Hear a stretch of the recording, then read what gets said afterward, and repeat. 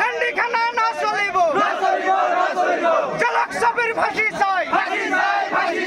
জলক সবের ফাঁসি চাই গান্ডিখানা সিল মারিবার লাগিব গান্ডিখানা সিল মারিবার লাগিব গান্ডিখানা বন্ধ করো গান্ডিখানা বন্ধ করো রেন্টির ন্যায় বিচার হব লাগে রেন্টির ন্যায় বিচার হব লাগে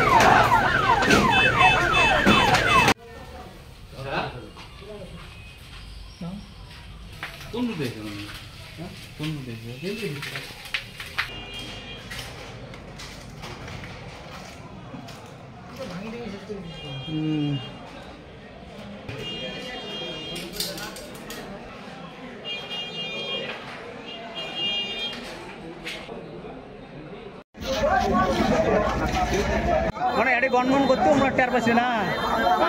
এরপরে ছাপা